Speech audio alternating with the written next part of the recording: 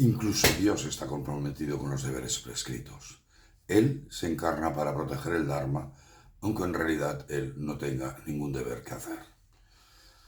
En el verso 22 del capítulo 3 del Bhagavad Gita, Krishna nos explica que incluso él mismo actúa, aunque en realidad permanece inafectado por la acción, ni tiene ninguna obligación de hacerlo. Os leo este verso. Yo no tengo ningún deber que hacer en los tres mundos, oh Partha, ni tengo nada que ganar o alcanzar. Sin embargo, yo también estoy comprometido con los deberes prescritos. Primero vamos a aclarar un poco qué es esto de los tres mundos. En la mitología india, el primer mundo, que se llama el Buloka, es el universo material, el plano físico.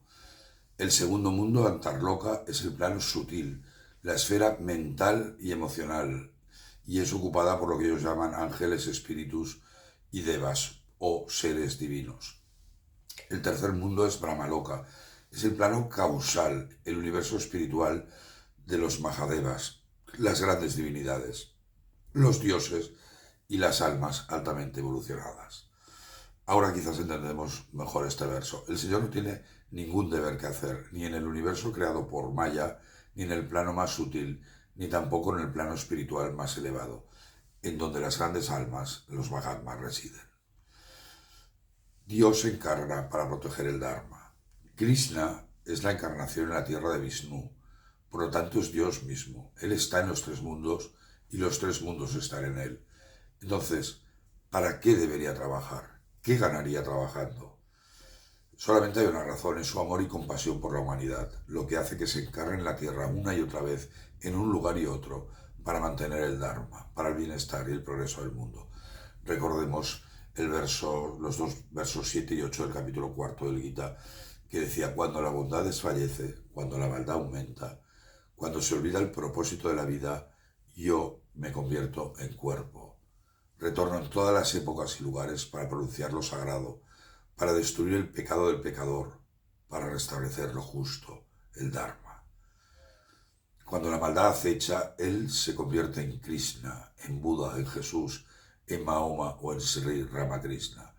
Así que él, sea como le llames, está trabajando incesantemente, en todas partes para restablecer el Dharma. Él es el Brahman infinito y sin forma de los Jnani Yogis. Nace y toma un nombre, viene al mundo y toma una forma. Se mezcla con los hombres, les enseña, los eleva y los conduce a la libertad y a la bienaventuranza. Es el Paramatman de los Karma Yogis o el Bhagavan de los Bhakti Yogis. Si el Señor mismo está así de ocupado trabajando incesantemente, ¿por qué el ser humano no debería seguir su ejemplo? Swami Vidyaprakashananda decía en su comentario sobre este verso, y os leo: los grandes Jivamuktas como Buda, Shankara y una larga línea de sabios y profetas han realizado un tremendo trabajo en el mundo. ¿Por qué? No por su propio beneficio, porque no tienen nada que ganar, sino por el bien de la humanidad. Entonces los buscadores y aspirantes deben hacer un trabajo honesto y sincero para purificarse y alcanzar el objetivo espiritual. No deben estar inactivos, porque en acción es lagunas tamas. Trabaja, trabaja y trabaja, es el mandato del Señor. Trabajar sin apego, realizar el deber de uno sin pensar en los resultados, es la ley del Karma Yoga.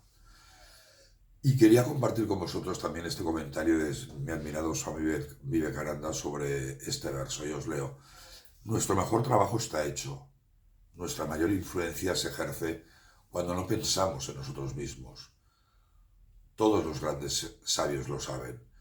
Abrámonos al único actor divino y dejémosle actuar, y no hacer nada por nosotros mismos. Oh Arjuna, no tengo ningún deber en el mundo entero, dice Krishna. Sé perfectamente resignado, perfectamente despreocupado. Solo entonces puedes hacer una obra verdadera. Ningún ojo puede ver las fuerzas reales, solo podemos ver los resultados. Apaga el yo, piérdelo, olvídalo. Solo deja que Dios trabaje, es su responsabilidad. No tenemos nada que hacer sino quedarnos a un lado y dejar que Dios obre. Cuanto más nos alejamos, más entra Dios. Deshacerse del pequeño yo y dejar vivir solo al gran yo. ¿Cuánto me recuerda esta reflexión al siguiente aforismo del Tao Te Ching? Y decía: el sabio obra sin actuar, enseña sin hablar, crea pero no posee, realiza pero no retiene. Qué grande es el Karma Yoga. Muchas gracias.